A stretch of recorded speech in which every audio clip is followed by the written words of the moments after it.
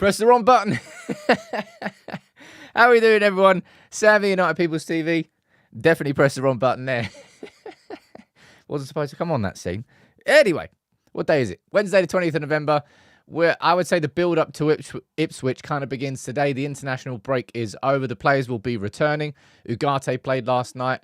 Garnacho was sat on the bench. Xerxes played as well. Bruno trained with Amorim on Tuesday. Ipswich plans are in full swing. All right. We saw the first training video that came out after the training session on Monday. And now we'll speak about everything that's happened since. Let me quickly close the notifications from here. I'm having a bad morning this morning. Jesus. Come on, Sam. Call yourself professional. Anyway, we're going to speak about that. We're also going to speak about a little bit on transfer gossip that has started. All right. Because the Branthwaite rumours have come less than 24 hours after the Telegraph and a couple of other reputable sources suggested that Ruben Amorim is going to have a modest budget for winter. Modest budget, signing Branthwaite. Those two things don't particularly align. We'll speak about that. And, as always, please fire in your comments and your questions throughout the show, and I will try and answer and include as many of you as I possibly can. Now, let's say hello to everyone this morning.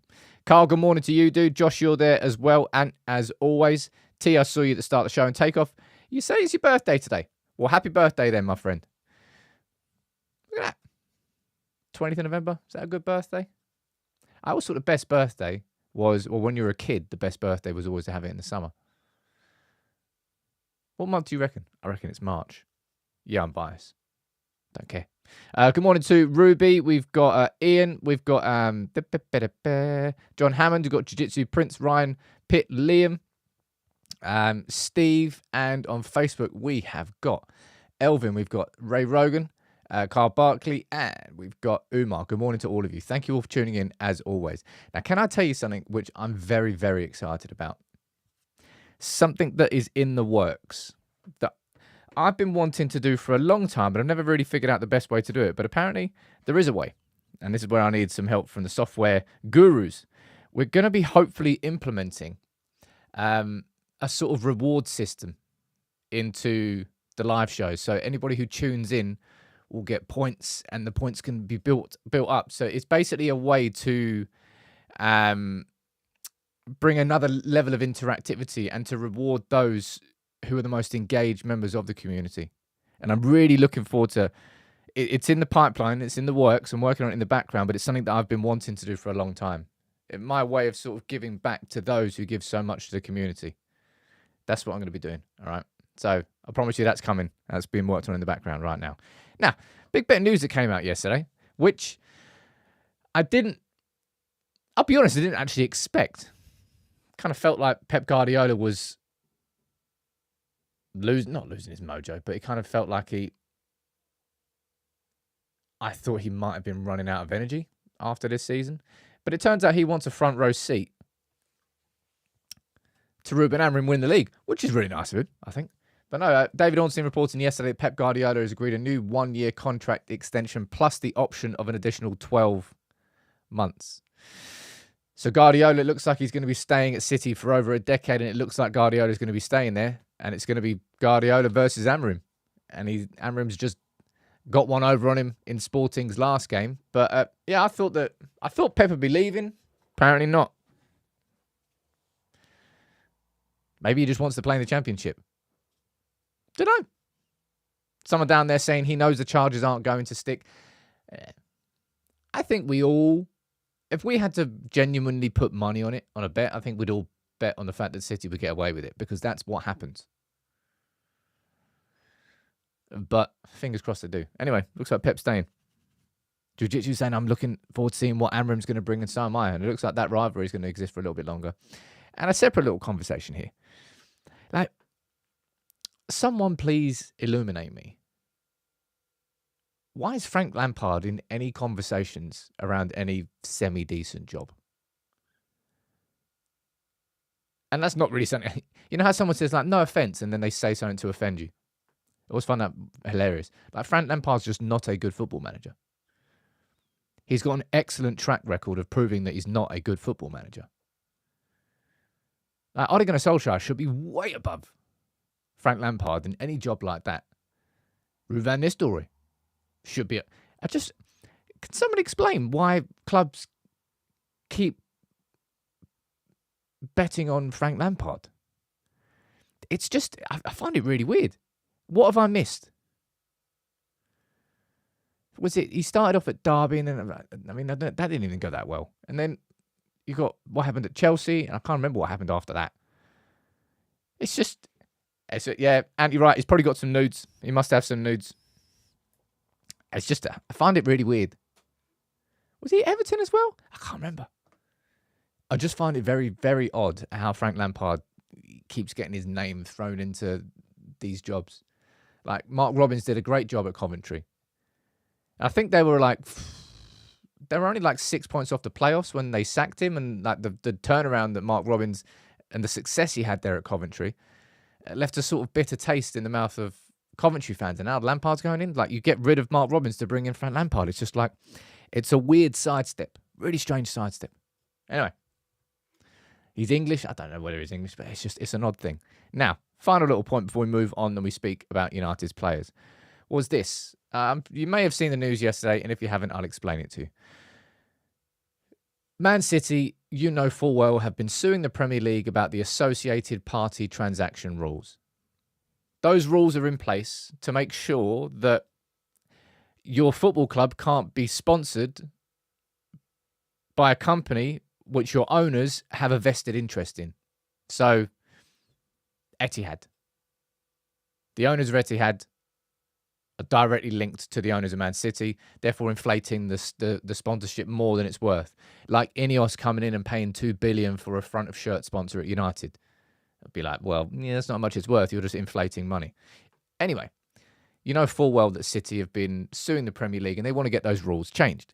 Now, there's a vote that's coming up on Friday, and the report came out yesterday that Aston Villa are now completely standing in the corner alongside City, if you want to call it like tag team partners per se.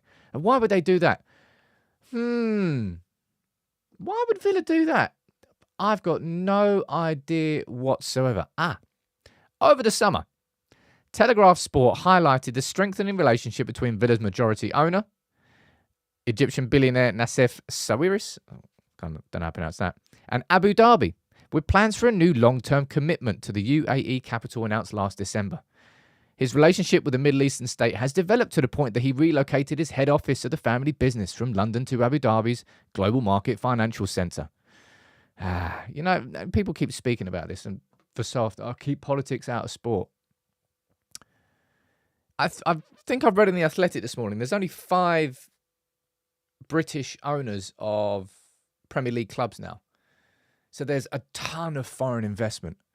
And when you reach those levels of massive, massive foreign investment, you build up relationships and allegiances and stuff like that, which then influences everything else. And it's all really influencing football now. And this is just another example of it. Aston Villa throwing their hat in the ring to support Man City is probably just as much a political move as it is a power move. And that's just the way that football has gone. And I don't think that's going to change anytime soon. But yeah, just wanted to say that. Gordy saying City won't completely get away with it because everyone else will start doing it. Well, City have gotten away with it for so long. It's created a massive gap and an unfair advantage, which everyone is still trying to catch up on. That's the truth. Right. Let's quickly move on to a roundup of the internationals yesterday, because Ugarte played 90 minutes for Uruguay in the middle of midfield. Thankfully not as a centre-back. I think it was a 1-1 draw against Brazil. What's that Brazil team like these days? Man. I mean, Rafinha and Savinho is pretty exciting as a 2-winger option. Vinicius isn't really a striker. Who's Igor Jesus? Is that Gabriel Jesus? Is it called Igor for Brazil? I don't know. No idea. Bruno and Ugarte. Nah, it's not really the same team. It's not really a good team. Anyway, Facundo Pellistri still starting up there. But Ugarte played 90 minutes. No injuries. 1-1 draw. Lovely. The Argentina game that happened yesterday. No minutes for Garnacho in either game. Kind of should have stayed at home. Anyway, he's going to be flying back. And Xerxes played in the number 10 role. Man, are there any Dutch fans in the comments? Like, how, on a 1 to 10 scale, if you're a Dutch fan, how bad is it to watch the Netherlands play right now? Drawing 1-1 with Bosnia. I don't even know what happened in the game before. Ronald Koeman is your manager. It just seems... look, apparently Igor Jesus plays for Botafogo. There you go. Didn't know that. Know it now.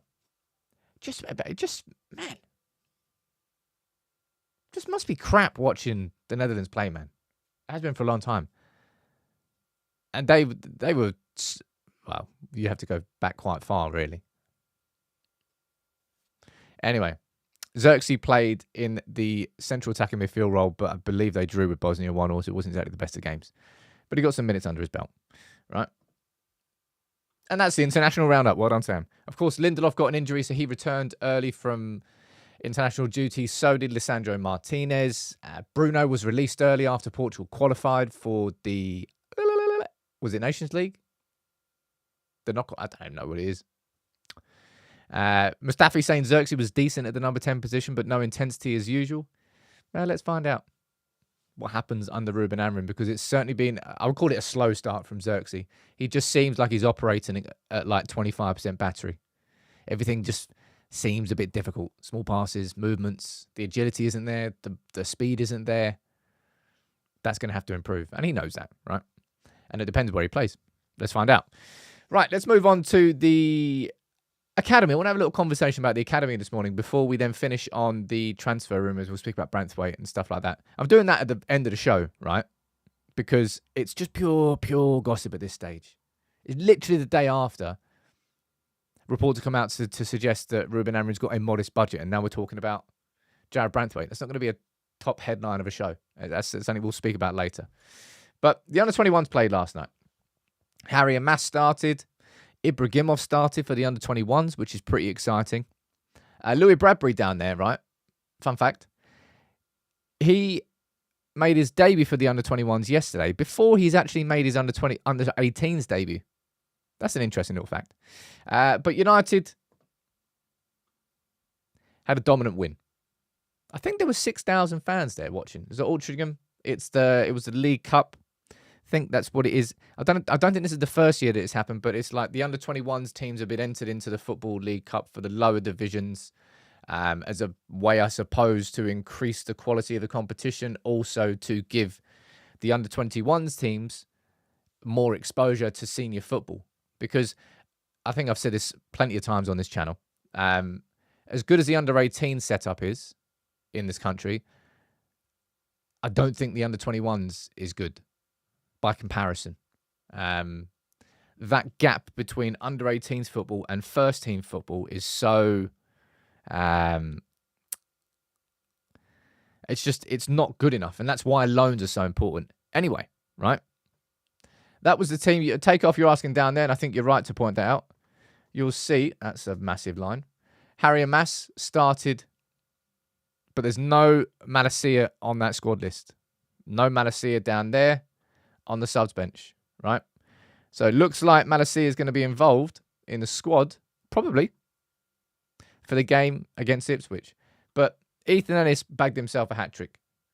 Some really nice goals as well. So he's certainly having a cracking season so far. And yesterday, separately, Gabriel Bianchetti, who was away on international duty, scored a hat-trick for Wales under-19s team. Now, I don't know how many goals exactly he's scored this season, but he scored loads. I reckon he must be verging on 20 already this season. I'll figure out the numbers. I'll do it later. But having an absolutely cracking season. You've got Ethan Wheatley, who's moved up in the age groups, and he's playing for the under-21s now. And Bianchetti last season in the first half of the under-18s was actually the striker I thought took the most limelight, and then Ethan Wheatley took it in the second half of the season. That's when he got his debut with the first team, etc., etc.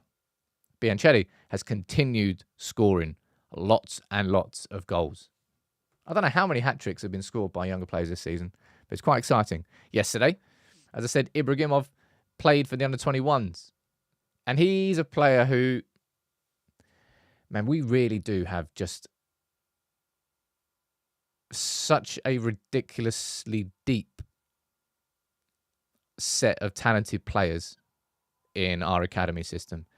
There's defenders like Kukonki, who I'll speak about next, and Harry Mass. And if you want to go further than that, you can speak about Louis Jackson, the centre-back. You can speak about others too. And then in midfield, you've got players like Ibrahimov. You've got Lacey, who I'm guessing Lacey is injured right now. Has anybody seen that?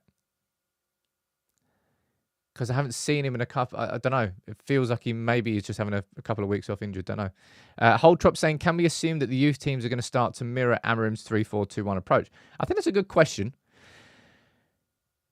Truth be told, I think if you've watched United's under-18s play under Adam Lawrence over the last couple of years, you would think that it's the way that they played in terms of the intensity, the aggression, the pressing.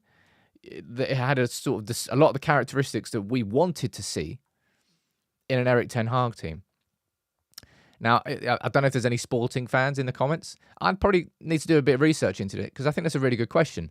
Did Sporting's under-23s play the 3-4-3 system as well? Because remember, Quenda came up from the under-23s this season when he got converted from a winger into a right wing back. I'll find that out. I think there should always be a continuation between top and bottom. But the under-18s right now, I'll be honest, I don't think much needs changing because they are absolutely flying. And as I said yesterday, Harry Mass played for the under-21s and he looked good. I think Altrincham were kind of flying in with some pretty nasty tackles throughout the game. Got a little bit spicy.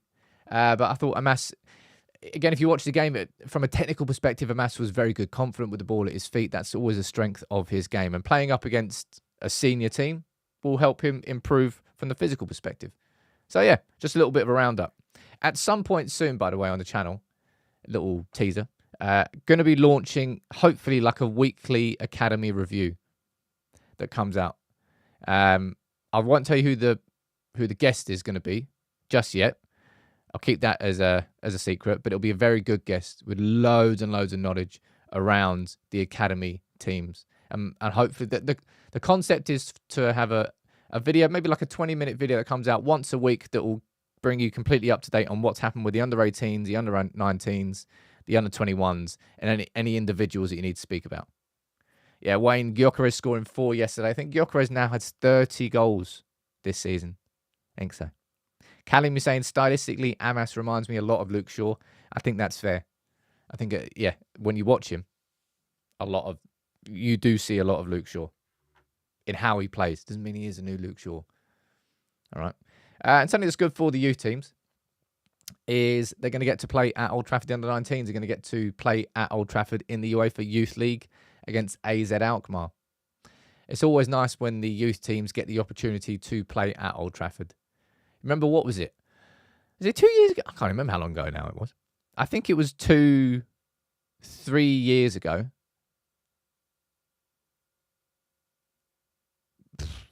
I'm going to go 3. No, 2.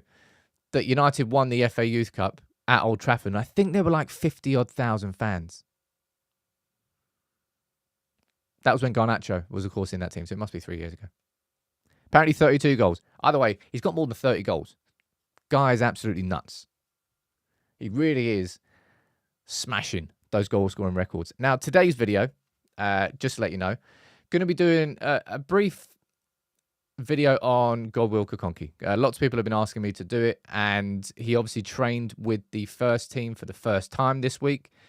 I'm always wary, and I will say this, right? I'm always going to be wary of doing videos on teenagers at United. Like Kukonki's only 16. He is some time away from the first team. Of course, you look at players who made their debuts under Ruben Amorim, and Quenda, who's 17, is burst through and is ready. So it's not just a case of blanketly saying, oh, you can't possibly speak about certain players until they're a certain age. So I'm going to do a video on Kukonki. I'm going to speak about his progression through the ranks, what sort of role he is, the characteristics of him. That's him alongside Chido Obi Martin. Those two are absolute bloody units.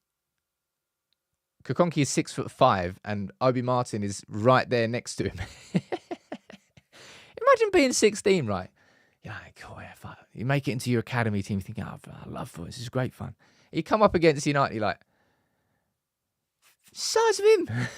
Size of him. What am I supposed to do against that? You're like a little 16-year-old like this. He come up against two absolute giants. It's funny. Anyway, the lunchtime video is going to be a little quick 8-minute chat about Kokonki, what sort of player he is, and where the pathways could be for him into the first team. Right? He's massive. I don't know what these kids are eating. Better food than I ate. Rex, you're saying, sorry to bring it back to Pep. I like the idea that City wanted Amorim and missed out, so Pep agreed to extend so they can go for someone new. Now, do you remember the reports that came out straight after United got Amorim, and they came from City saying, "Oh, we never wanted him. We were never interested in him." So you're going to literally bring in the sporting director from Sporting in Hugo Viana to replace Begiristan, and you're not going to look or even have a conversation about the manager potentially being the successor to Guardiola. Nah.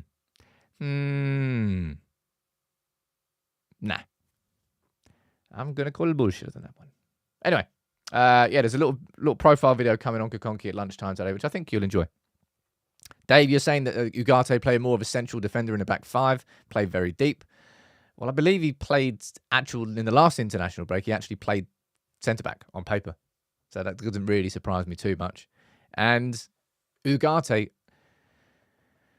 I think that's probably one of the things I'm really looking forward to with Ruben Amorim is, and I've already said this and I'll say it again, it's one of the criticisms I think that was the most fair about Erik ten Hag, and it got worse kind of towards the end, was not using players in exactly the right way to use said player. Like Kobbie Mainoo being that all-purpose central midfielder who's buzzing around and tackling and being a defensive stalwart at the same time as trying to be a creative spark going forward. It was like too much to ask an individual to do. Ugarte wasn't used correctly. It wasn't really used at all. I really don't think that Erik ten Hag wanted Ugarte. He even said on paper that I'd rather keep McTominay, but I can't, so there you go. I'm looking forward to seeing Ugarte getting used properly as that defensive screening midfielder. That's why we signed him. That's why I did my profile video on him.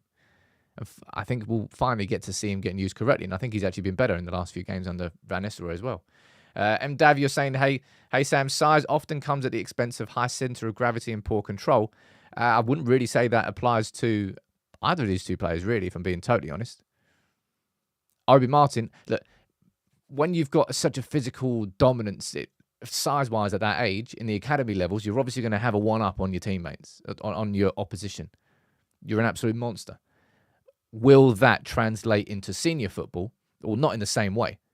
But can you take that same sort of confidence and use it up against senior players? Well, we'll find out. We'll find out when he gets the opportunity in the first team. But remember that Obi Martin and Kokonki and Jim Thwaites, all of them are 16.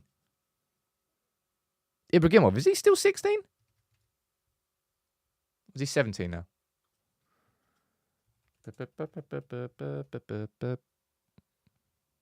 Nah, Ibrahimov's still 16. Damn. I think Shea Lacey's 17 now. Because he's already signed a professional contract. Yeah.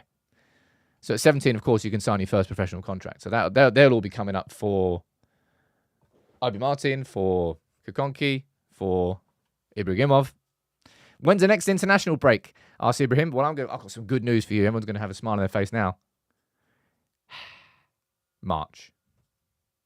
Is Obi Martin 17? Obi Martin.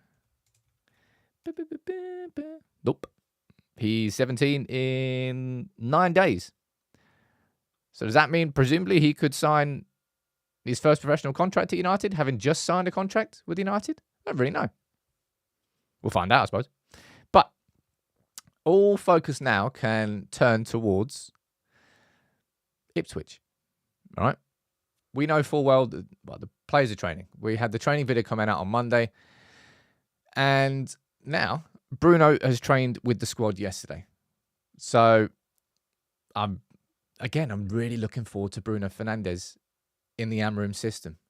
Bruno Fernandes has been somebody that I've always found it quite strange how much energy some United fans have had over these last couple of years to go after Bruno Fernandes. Sometimes quite viciously. I think this season he's been bang out of form compared to the standards that Bruno has set himself. And I do really think part of that is the system itself. And Bruno's almost overzealous to the point where he plays like a youth footballer. You know, I constantly want the ball. Give it to me. I've got it. I'll sort it. It's on me. No, I want it. And that's not always the best thing for a team. Whereas I think now when you're playing in this system, you play in that Amorim and you've got Ugarte and you've got Manu or Ugarte and Casemiro, whoever it is, the two central midfielders behind him, and you've got three centre-backs behind them. And they don't really run around the pitch. They stay in their positions and they hold that and they cover that space. As Dudley says down there, if Bruno is used right by Amorim, used to his strengths, then Bruno is going to become the first season Bruno all over again. Arguably even better. I would absolutely back Bruno to re-find himself. I wouldn't... Yusuf, you're saying that you're worried about Bruno in the Amorim system.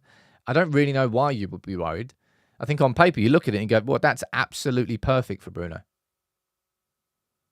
The two attacking midfielders behind one central striker. You don't have to go wide because the width is offered by the wing-back. You don't have to drop deep because you've got two central midfielders behind you. You don't have to drop deep to be the playmaker. You just have the license to roam behind the striker. It's literally the perfect position for Bruno. I'm doing that. I'm doing the same pose as Bruno there. I can't wait to see it. And he trained with him yesterday. So fingers crossed. Let me see what you're saying about Bruno in the comments, actually. Let me read some of your comments out. When they see Bruno montage in a few years' time, they'll realise how great a player he was. I already know how great a player he is. I don't need that montage. He's the best signing we made post-Fergie, and no one's even close, right? Takeoff, I agree with that. Bruno should be closer to goal. I think it was Gary Neville who said that. Was it Gary or someone? Can't remember who it was. Said it in the commentary of the game. Might even have been Paul Scholes, saying that we need to get Bruno closer towards Højlund. That space between the two needs to be shortened so he can find those little dinks and those little passes, like that little back heel assist to Højlund. Can't remember who that was against. Jeez, football comes so thick and fast. Alex is saying, could you see a scenario where Mount and Bruno both play behind Højlund? I absolutely could. And that's ultimately what Erik ten Hag envisaged with the aggressive 1 number 6, 2 number 8 system. Having two central attacking midfielders behind a central striker. Unfortunately, it left so much space in the middle that we just got murdered on the transition. And that was the problem. That wouldn't exist when you played the 3-4-3 system, when you got three centre-backs that hold their positions. Will we see Euro play? Well, Sheikh, I'm going to be doing my starting 11 video tomorrow with my predictions, right? And we'll find out. But he's been training, and the suggestions are that he's going to be available. We'll find out. Now, of course, there's lots and lots of other academy. I just want to run through some names here. Lots of academy youngsters who have been training with the first team this week. That's Dan Armour, who's a really quite graceful footballer to watch. Left-footed, progressive centre-back who's been playing with the under-18s this season. That's Jim Thwaites, I think, who's, of course, gaining a reputation as a set-piece specialist. That's Ruben Curley, who's a midfielder. And then you've got over here, you've got Louis Jackson, who's moved up to the under-21s now, I think, because of the age group. And he was a centre-back alongside, I think it was Jack Kingdon last season. And it was a real sort of big part of the under-18s. And then you've got Ethan Williams on the right-hand side there. All training with the first team this week, alongside, of course, as I said, Kokonki, who I will speak about now. It's exciting for them. And, of course, the main reason a lot of them are training with the first team is because there was only 10 senior players. However, it means it gives them an opportunity to take the full attention of Manchester United's new manager and push themselves up in his plans. Someone asking about Toby Collier. I don't actually know. Is he still injured? I think he's still injured. Not quite sure, actually. Anyway, speaking of Amorim, just a little comment here from Michael Carrick on him, saying, look, it's obviously a big challenge. You know, it's an incredible football club, obviously huge and big expectations, and it's where you want to be in terms of testing yourself, and he's there, and I hope he does well. Gotta love Carrick, man. How far do you see Carrick going as a manager? Random question.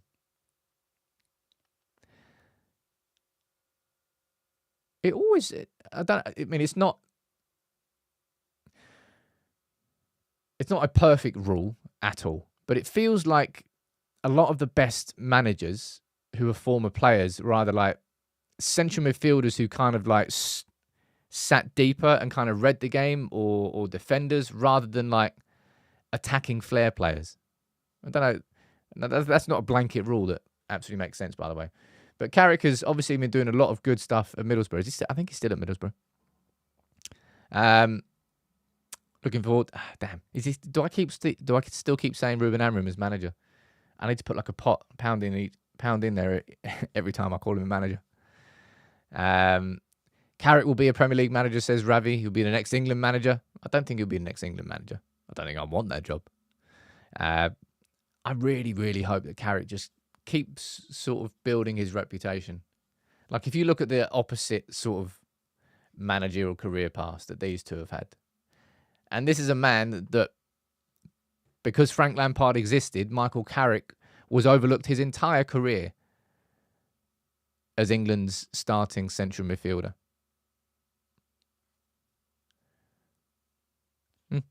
Be interesting to see how their managerial careers go and how different they are. Fergie was a centre forward back in the day. I just said it's not a blanket rule. Just, don't know. Rofi saying, what happened to Gore? Gore had, if I remember correctly, I think he had like a bad shoulder injury last season. Was it on loan at Port Vale? I think it was Port Vale. Can't remember. I don't know whether it's the same injury now, by the way. But yeah. Also, great tune. It's Carrick. You know, I remember when that was going at QPR for like 20 minutes. I think that was a game where Raphael scored the banger. Remember that one? You know, one of those shots where you hit it so sweet that the ball doesn't spin. Just like it looks like the ball's just being like pushed. There's no turning on the ball. I think it was that. Anyway, right. Let's move on to the final part of the show. Make sure you drop a like on the video, and we're going to be speaking about transfers. More specifically about Jarrad Branthwaite. Someone's asking about what's happened to Steven Gerrard too. If you want to enjoy yourself, go and look at what he's doing out at Etihad, because I think that's where he's managing. Just go and look at it. Because he is doing crap. Oh dear. Oh dear, oh dear. Anyway, where was it Gerrard nailed it at Rangers? And what job did he get? Was it a Prem job? Who did Gerrard manage? And then got like promptly sacked. Can't remember. Anyway, you can tell me in the comments. This is what we read. What was it? Yesterday, 2 days ago? 18th of November. 2 days ago, right? That Ruben Amorim is going to have a modest budget. Aston Villa, that's where Gerrard was manager. And then Emery came in and with the same squad. I knew it was somewhere. Anyway, Gerrard and Lampard, both looking like NAF managers. Come on, Carrick. Outshine them. Now, that'll be a cool little mini-doc for me to do. In fact, you could even do that now. Carrick was so overlooked, but look at him now as a manager compared to what Lampard and Gerrard have done. Boop, boop. Anyway, we read this 2 days ago from the Telegraph. The Ruben Amorim is going to work with a modest transfer budget. And the suggestion was that Man United aren't going to be spending much in January because we've spent so much over the last couple of years. And Ruben Amorim is going to be asked by Barada, by Ashworth, that get more out of this squad. And I've said, I understand that. And that kind of should pretty much be what he's tasked with doing in January. This squad is so much better than we currently are getting out of it. And I think Amorim will get a big improvement. How long that will sustain for after the new manager bounce, we'll find out. What will happen if he gets injuries? Well, we'll find out over the course of this season. Is this squad perfect? No.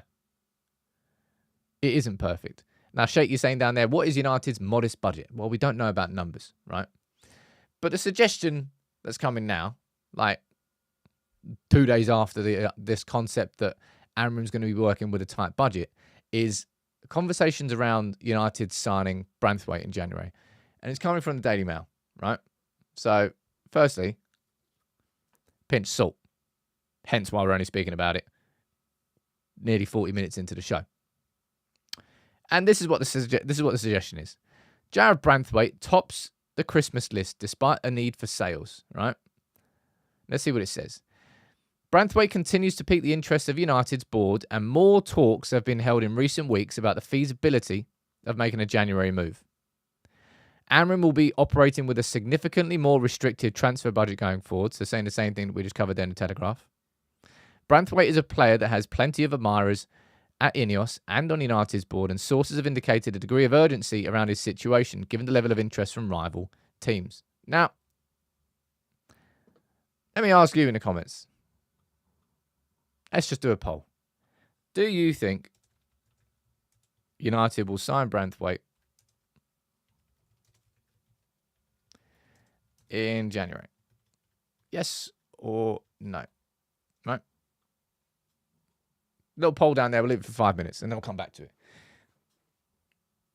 I would personally be amazed if Manchester United were to sign Jarrad Branthwaite. Not because I don't think that Jarrad Branthwaite is a good player. Tantric, you're saying Inacio all day, he's cheaper and better. I don't even know if Inacio would be cheaper. Right?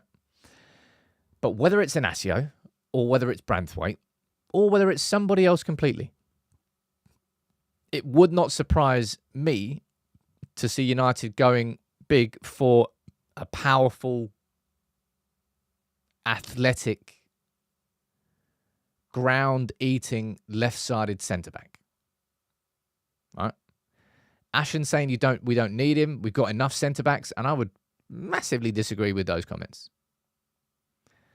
We need a central defence is where we're going to need the biggest turnover, I think. You've got Lindelof, whose contract runs out this summer. You've got Evans, whose contract runs out this summer. And that should be a thank you, good luck elsewhere, especially to Johnny Evans. Actually, just to both of them. Maguire's got the contract, which I think expires next year. So United probably will have the opportunity to sell him this season if they want to. So that's 3 that need to go. Right? John Luchumi down there. Alex, look, we'll go back in and we'll do more profiles and looking at potential signings.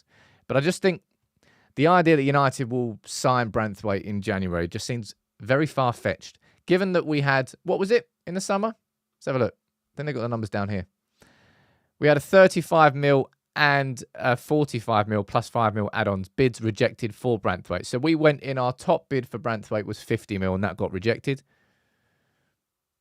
I don't see how that price would have gone down, if I'm being honest.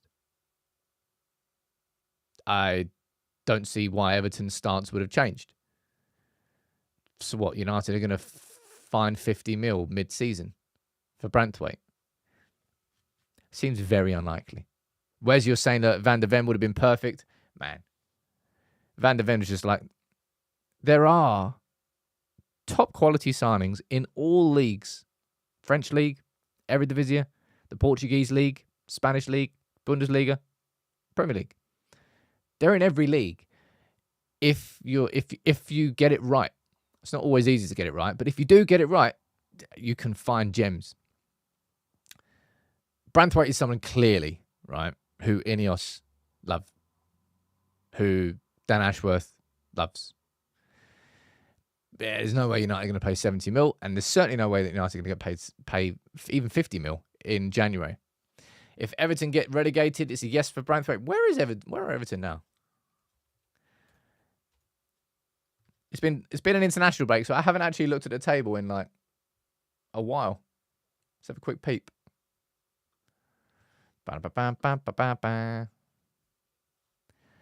Everton are 6 points off bottom. Oh, well, United on that. No, right. They are 3 points off the relegation zone and 1 win in 5. And who do they beat? Ipswich. Then they've drawn against Newcastle, drawn against Fulham, lost against Southampton, and drawn against West Ham. Wait. Boyski. Anyway, I agree with the poll down there. I can see 700 votes are in and 80% of you are saying no. Yeah, well, I'm with the 80% of you. I think this is going to be an easy rumour for people to jump on, an easy rumour for the Daily Mail to jump on. I very much think that United do admire Jarrad Branthwaite, but I'd be amazed if anything was to happen in January. If a January signing is to happen, I would expect it to be on loan. I probably think it'll be an experienced striker. I mean, we've looked at the striker market and the January loan market for strikers in the last 4 or 5 years, and it wouldn't surprise me to see us doing it again. Ruby is saying he's not worth it. Well, United felt he was worth 50 million in the summer, so United disagree with you. Well, they certainly don't think he's 70 mil, though. And I think we'll all agree with that. There's no way he's 70 mil. Everton can want that. Takeoff, you're saying, what's your thoughts on United getting a left-footed central midfielder? I don't particularly think that the passing lanes are as important in midfield as they are in defence. This idea of body angles and opening yourself up, left foot, right foot. I don't think that's as important in midfield as it is for centre-backs, for example. So I don't particularly think it matters what foot you sign a midfielder, whether he's left foot or right foot. Just a personal opinion, right? Lucas saying Amorim want a midfielder first. Hey, look, I'm yet to do any transfer content on Amorim in terms of these are the 5 players that Amorim should be signing. That's for conversations. We can have that probably, let's say towards the end of December. When it gets into January, we can have conversations around that. I've more been focused on Amorim as a character, his personality, the tactical side of things. And we've also got the mini documentary, which is going to be ready now, on his use of the youth team at Sporting. And there's another little cheeky Fat Boy Slim song in there as well. Jeez! I love the fact that we used right here, right now on the deep dive. And we've got another one on this one. It makes such a difference to the videos, I think. It kind of, to me anyway, it feels like it elevates a video from feeling like something you're watching on YouTube to something that you might be able to watch before a game on Sky Sports because they've got all the licenses and stuff like that. I think it makes a big difference. What am I saying down here? Let's develop some academy centre-backs. Well, if you're looking at left-sided potential defensive prospects, and I'll speak about this in the lunchtime video, you're looking at Godwill Kakonki, and you're also looking at Dan Armour as well. Both of them left-sided defensive prospects at different ages, at different levels. In fact, how old is Dan Armour? Is he 17? Yeah, he's 17. I'll cover that in the lunchtime video. I think that's a pretty good conversation to have. Say, look, if you're talking about Branthwaite, who could be the potentials here? What are you saying down here? How much does it cost for the royalties of these songs? I will keep that to myself. But separately, has anybody, up until this point here, seen Leroy Sané getting linked with Man United? Because I swear on my life, this is the first time I've heard of an Arsenal link when Fabrizio tweeted saying that we were linked. I haven't seen it anywhere. Has anybody been speaking about the idea of United signing Sané? Because it's so far removed from the player that we need. Unless you're going to be playing him as a right wing back. I don't know. Kiana, you're saying you just subscribed. Big up to you, dude. Welcome aboard. Yeah, it just feels like, this happens multiple times every year. United's name gets bandied around when it comes to players, especially when they're in contract talks with their club and it gets used as leverage in the negotiations. But I don't know where this comes from. Alex, you're saying Sané fits the system, but I don't know. Does he? Yeah, maybe, as I said, maybe he's like a wingback. That's a bit weird. Don't know. Odd. Right, last minute or two of the show. Everyone fire any questions, anything you don't think that I've spoken about, or you want to ask me, fire it in now. Rob, you're saying I heard it a few weeks ago, but I just ignored it. I don't know. Marshall saying, Sam, where'd you get the epic outro theme? That's keeping it secret. Oh, I'll tell you what's coming up. Might have something new and exciting coming on Monday. We already do have something new and exciting. Has everybody made sure that you subscribed to United Daily Podcast on Spotify or Apple? You should be able to type United Daily Podcast in now, I think. And if not, type United People's Podcast, because the name change, it might take a little bit to go back in the old system. But that's going to be launching on Monday, and there's hopefully going to be some other exciting things I'm doing on Monday as well. We're going up and up and up. Takeoff is saying, who's your preferred right wing-back and left wing-back players? That's a really hard question, if I'm honest. On paper, well, who's fit? I don't know. I could put Luke Shaw in left wing-back. What's the point in that? He might not even play. Right wing-back, I have no idea about. If you're going to go the traditional right-footed player, then you're probably going to go for Mazraoui, I think. He wouldn't be the overlapping right wing-back. I mean, he can do that, but probably not so much. Delo would probably be better at getting on the outside, but would he be the best player in that position? I'm unsure. You could play Ahmad there. I think wing-backs, as I said, the wing-backs are the most exciting positions in terms of, I don't really know. I have no idea what Amorim's going to do or who plays there. Yes, I'm going to still be doing a live show for Monday. Don't worry about that. What about Pogba? I've already spoken about that. Don't go back to your ex, and don't go back to your ex twice. All right? If you didn't learn the first time, then wow, you deal with your own problems. But no, Paul Pogba, good luck elsewhere. No, thank you. Not back at Manchester United. Right, I'm going to wrap that up for today. I'm going to get the video out on Kukonki. That's going to be going at lunchtime. Then we've got another little special mini doc coming out this week. Man, we'll keep raising the bar, and you keep enabling me to do it. So make sure you drop a like on the video. Thank you all for tuning in. But yeah, I'll be back here tomorrow morning. And then tomorrow afternoon, we're going to be doing the Ipswich 11. And if anybody gets that starting 11 right, deserve I don't know, some form of a prize. I don't know what it will be. Joe, the podcast will be every day, Monday to Friday at 9 a.m. It will be dropping into your sub boxes. So make sure you get involved. Take it easy, everyone.